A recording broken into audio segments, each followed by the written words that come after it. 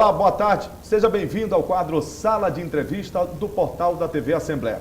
E hoje nós vamos falar sobre a situação fiscal, os projetos desenvolvidos pelo governo do estado do Maranhão para conter a crise, que em âmbito nacional é uma grande realidade, mas que aqui no estado do Maranhão ela tem sido controlada com eficiência e eficácia. Na semana passada, o governador Flávio Dino enviou à Assembleia Legislativa um projeto intitulado Anticrise, que corrige algumas alíquotas do ICMS, concede benefícios para os contribuintes maranhenses e altera o sistema tributário vigente no estado do Maranhão. E para a gente falar muito mais sobre o sistema tributário do nosso estado, estou aqui com o secretário de Estado da Fazenda, o doutor Marcelo Ribeiro Alves. Antes de mais nada, gostaria de agradecer imensamente a sua presença aqui para a gente falar um pouco da questão tributária e fiscal do estado do Maranhão. O prazer é nosso de estar aqui e de poder contribuir com esse debate. Doutor Marcelo, na semana passada, a Assembleia Legislativa, por ampla maioria dos deputados, aprovou um projeto que foi encaminhado pelo governador Flávio Dino. Um projeto de lei que faz alterações nas alíquotas do ICMS no estado do Maranhão, concede alguns benefícios, cria alguns programas como o cheque da cesta básica, que vai contribuir com muitas famílias carentes do estado do Maranhão, mas que modifica parte do sistema tributário do estado do Maranhão. É realmente uma medida anticrise para que a complexidade e a crise nacional ela não possa abater o estado do Maranhão, que a nível de Brasil tem uma situação muito equilibrada e muito elogiada lá fora? Bom, é um pacote efetivamente anticrise, primeiro porque ele busca estimular a geração de emprego e renda, especialmente quando concede isenção às micro e pequenas empresas, que são cerca de 100 mil no estado e as que mais geram empregos no estado. É um pacote também anticrise porque visa preservar o equilíbrio fiscal do estado, do governo do estado do Maranhão, para o ano de 2019. Nós temos hoje de perda de recursos constitucionais da ordem de 1,5 bilhão. Então, nesses 3 anos, nós perdemos 1,5 bilhão de receitas por conta da queda do fundo de participação do estado. Essa queda se deu a partir de 2015? Essa queda se acentua a partir de 2015 e ela é decorrente da crise econômica. A crise econômica trouxe uma redução da arrecadação do imposto de renda e do IPI, que são os impostos bases da transferência que é feita para o Fundo de Participação do Estado e para o Fundo de Participação dos municípios. Há uma preocupação, e essa é a segunda razão desse pacote anticrise, há uma segunda preocupação nossa em relação ao ano de 2019. Há muita incerteza em relação ao ano de 2019.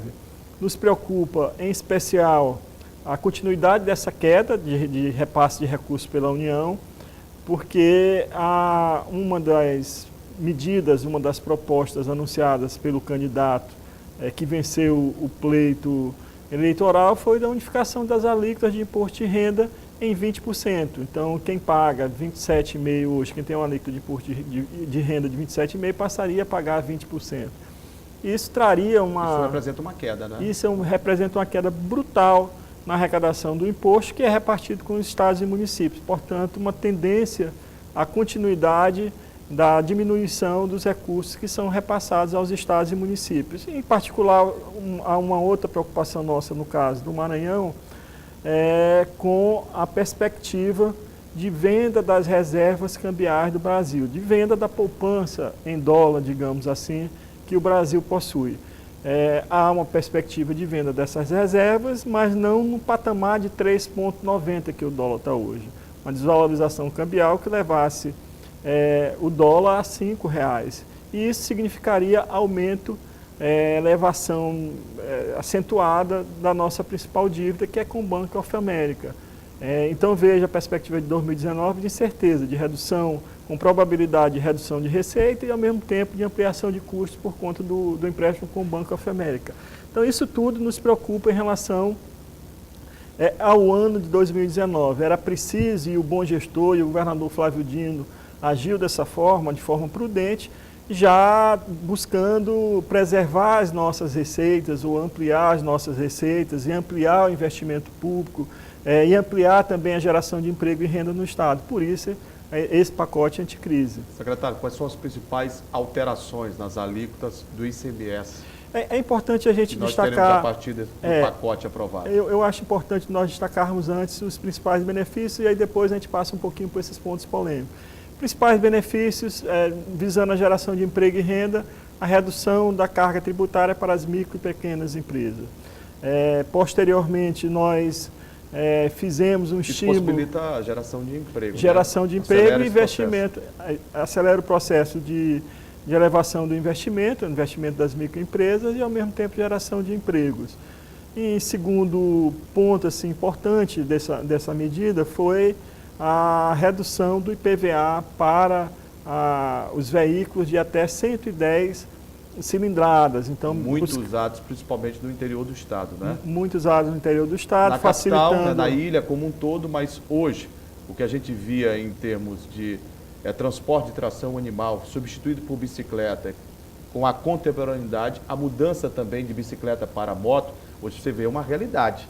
Isso, nos municípios do interior do Estado do Maranhão, cada casa, né, cada segmento da sociedade tem um veículo automotor, né, uma moto. Esse foi um dos propósitos dessa medida, ou seja, estimular a vida do cidadão, oferecendo maior possibilidade de mobilidade e instrumento, ou seja, o veículo de até 110 cilindradas sendo utilizado como instrumento, como meio de transporte e efetivamente de trabalho. Então, o segundo grande benefício. E o terceiro, que é um projeto inédito, o Banco Interamericano de Desenvolvimento, inclusive pensando em dar mais publicidade ou estimular a utilização disso por outros estados, que é o programa do Cheque Cesta Básica, que é uma devolução aos contribuintes de menor renda de todo o ICMS, de todo o imposto incidente sobre os produtos da cesta básica. Ou seja, a população de menor renda receberia diretamente o ICMS pago pela aquela faixa de menor renda, como também pago pelas famílias de maior poder aquisitivo. Ele geraria mais produção e, ao mesmo tempo, que esses produtos estivessem na mesa daqueles que mais precisam no nosso estado? Isso acaba estimulando a produção e acaba ajudando, prestando uma assistência àqueles que efetivamente mais precisam do estado, pessoas que de menor poder aquisitivo. Então, são medidas importantes, tanto do ponto de vista da produção, da geração de emprego, da geração de renda, como também de assistência ao cidadão. É evidente que esse tipo de benefício ele tem um custo para o Estado. Nós estamos beneficiando diretamente mais de cerca de 100 mil empresas. Nós estamos beneficiando diretamente cerca de... E esse número é expressivo, né? Esse número é expressivo. Mais de 100 mil empresas. Mais de 100 mil empresas. Nós estamos beneficiando diretamente mais de 75 mil pessoas que adquirem essas motos até 110 cilindradas. Nós estamos beneficiando diretamente com o CEC Cesta Básica cerca de 2 milhões de famílias. Então, é evidente que isso tem um custo para o Estado. E esse custo a gente precisa ter algumas medidas compensatórias, ou seja, para poder fazer face a essas despesas novas. Doutor Marcelo, em relação ao ICMS nos combustíveis, né, com a alteração do sistema tributário, é importante a gente dizer algumas coisas que são extremamente importantes. O Maranhão, a partir da implementação deste pacote que foi aprovado pela Assembleia, a Assembleia Legislativa tem uma sensibilidade muito grande de entender o momento e a capacidade do Estado do Maranhão, através do governador e da Secretaria de Fazenda, por exemplo, de buscar toda a proteção do sistema tributário para que, no âmbito fiscal, nós continuemos equilibrados e que o Estado continue a funcionar bem a sua máquina e para que o servidor público, para que toda a máquina pública do Estado do Maranhão não sofresse nenhum tipo de problema, assim como o Rio de Janeiro vive uma crise tremenda, Rio Grande do Sul, Minas Gerais, que são grandes centros, grandes estados, em que hoje se desequilibraram no aspecto fiscal. E o Maranhão, inclusive, é uma referência hoje quando se fala em responsabilidade fiscal. Você vê que muitos estados atingiram mais que o teto daquilo que a lei de responsabilidade fiscal prega em relação à sua folha. O Maranhão se mantém dentro de um patamar aceitável, né? O Maranhão se mantém dentro de um patamar aceitável, graças a medidas como essa e a medidas que nós, o governador Flávio Dino, vem adotando desde 2015. Nós agradecemos imensamente aos deputados que tiveram a sensibilidade em compreender o momento, compreender a proposta que estava sendo feita a eles, porque ter essa saúde fiscal, ter esse equilíbrio fiscal é importante para os cidadãos. Equilíbrio fiscal não é um fim em si do Estado, do governo do Estado do Maranhão. Na verdade, é um meio para que possa atender mais ainda as necessidades públicas, é um meio para que possa dar prosseguimento aos investimentos públicos. Infelizmente, boa parte dos estados, por não adotarem medidas como essa que nós estamos adotando, eles não conseguem hoje sequer pagar os seus compromissos mais básicos. Eu tive, no ano passado, num desses estados em que não conseguem honrar os seus compromissos, e assim, a realidade que você vê é de entristecer. Servidores há 4 meses sem receber salários, fornecedores sem receber os seus pagamentos, nível de renda caindo, assim, um clima realmente que dá de muita comoção. Secretário Marcelo Ribeiro, o tempo urge, eu vou ter que fazer algumas perguntas para o senhor, alguns questionamentos, e quero contar com a sua capacidade, né, de síntese para que a gente possa avançar. Houve uma preocupação de alguns, talvez por não conhecer a sistemática de trabalho da Secretaria de Fazenda e a responsabilidade do governador Flávio Dino, alguns poucos, inclusive, de deputados de oposição, que alardearam uma preocupação no que diz respeito ao pagamento de servidores, pensionistas e de aposentados. O governador encaminhou o pagamento, inclusive, da segunda parcela, dia 12 de dezembro, do 13º. Bem aqui no vizinho estado do Piauí, a situação é preocupante. Desde o ano passado, eles não conseguem pagar em dia o 13º. Vive um parcelamento e outros estados da federação, mais de 6, anunciaram também. Há algum tipo de risco ou não? O governador já havia afirmado nas redes sociais que não há. Na sua opinião? Não há nenhum tipo de risco. O pagamento do 13º está garantido. Fizeram novamente um debate que não é um debate verdadeiro, de que, por exemplo, algumas medidas que nós adotamos esse ano seria para poder pagar o 13º, o recurso do 13º já está garantido. Nosso problema não é efetivamente esse. Nosso problema é continuidade das perdas de recursos constitucionais, transferências da União e assim a grande incerteza que nós temos em relação ao ano que virá, o ano de 2019. Em relação a 2019, que é a grande preocupação. Isso. O aspecto do calendário de pagamentos, está tudo dentro do cronograma e vai continuar assim para o ano que vem? Está tudo dentro do cronograma, não há nenhum tipo de previsão de atraso. Nós devemos manter o calendário em dia, os pagamentos de servidores em dia. Agora, efetivamente, há uma crise nacional muito grande e essas medidas foram justamente para nos proteger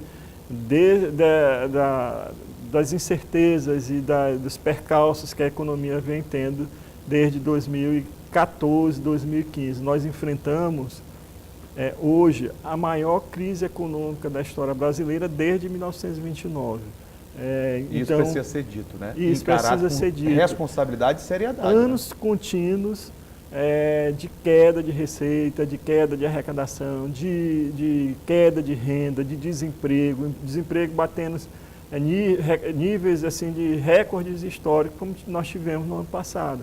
12%, 13% da população em situação de desemprego.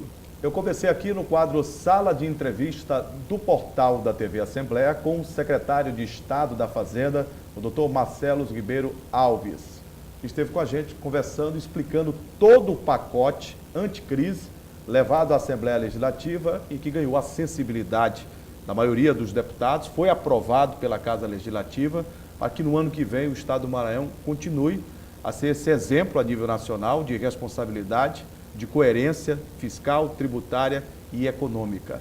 E que o 2019 seja um ano próspero para o senhor e para todo o povo do Estado do Maranhão. Desde já, se nós não nos encontrarmos, doutor Marcelo, fica aqui a satisfação, sempre de recebê-lo na TV Assembleia e os votos de um Feliz Natal. Obrigado, eu espero voltar, mas desde já também desejo Feliz Natal a você, a todos que nos assistem, um bom ano novo, que 2019 seja melhor ainda, é isso que nós torcemos. O quadro Sala de Entrevista fica por aqui, nós estaremos de volta em uma outra oportunidade, sempre contando com a sua valorosa audiência. A seguir, volta o portal da TV Assembleia com as principais notícias do nosso estado. Fique ligado. Até lá.